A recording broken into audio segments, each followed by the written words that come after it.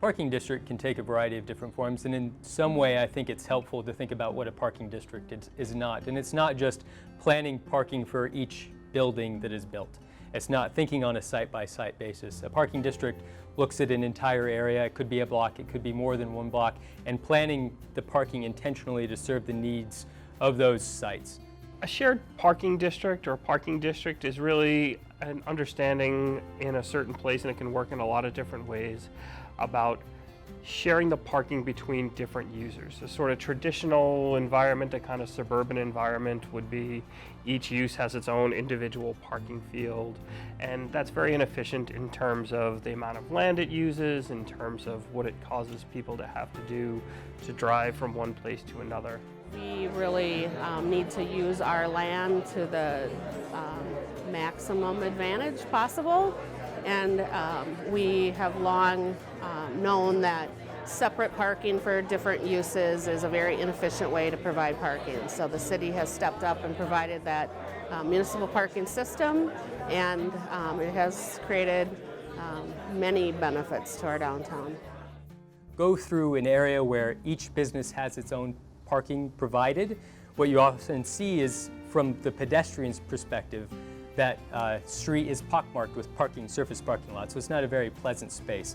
With a parking district, you concentrate those parking structures so that you can have a more continuous building frontage. It's just a much more pleasant and often a safer place to be.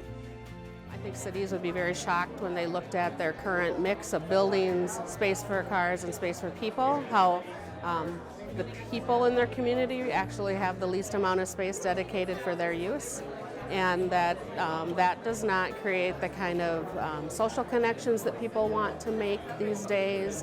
Shared parking districts are all about integrating parking into all of the other transportation choices. You're still providing parking, you're still providing enough parking for all the things that need to happen, but you're doing it in common so that you can, so the term sometimes we use is park once. I drive here, I park my car, and then I go to work, and then I go to the restaurant, and then I go to shopping, and then I go for an ice cream, and I go to the movies, and then I go home.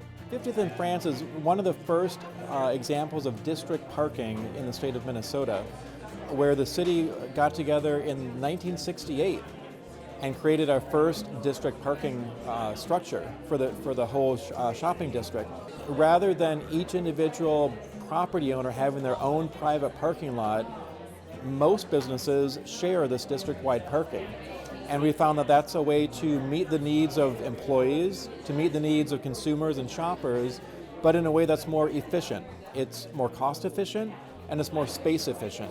None of the businesses in our central business district have to provide their own parking. That provides a huge financial incentive for new startups, small businesses, as well as large users that may have lower profit margins. And so we're able to take the parking out of the equation for them as a business and also really utilize the land that we have in the best way possible. One of the things that shared parking districts allow is that you use less physical space for the parking, which is great because it allows you to use more space for different connections that you need between multiple uses. We widened our sidewalks, we added street trees, we added seating, comfortable seating, plaza areas for pedestrians.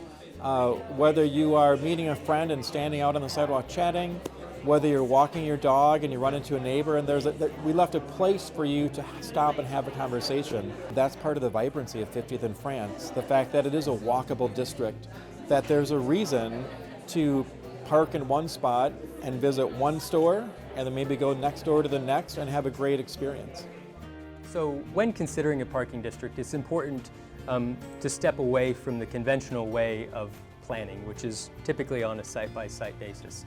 It's important to look at an entire district and how each of those uses and their parking needs relate to one another. They need to be flexible in their use. We don't know how much parking is going to be needed in the future. Some innovations, such as the driverless car, may significantly reduce the parking that we need. So when planning these parking districts, it's important that we build those structures in such a way that they can be converted in the future if necessary. First and foremost, we have a business district. It's not just a parking district. It exists because it's a successful business district, and it's absolutely essential that we maintain that perspective. It's not just about parking cars, it's not about making a pretty bus stop, it's about people. When they come and when they go, I want them to be safe and have a great experience. The parking system that we have is successful because it is parking where people need it. Our recent wayfinding enhancements have made it a fairly easy system to navigate. We have affordable parking in our system. It just has a lot of efficiencies that comes along with a district parking system. By making parking kind of a forgettable experience, that they focus on the good stuff. They had a great lunch with their spouse, they had a great shopping experience with their friends, they had a nice time out at the movies or the show. That's what it's all about. So it's that quality experience that we're really striving for.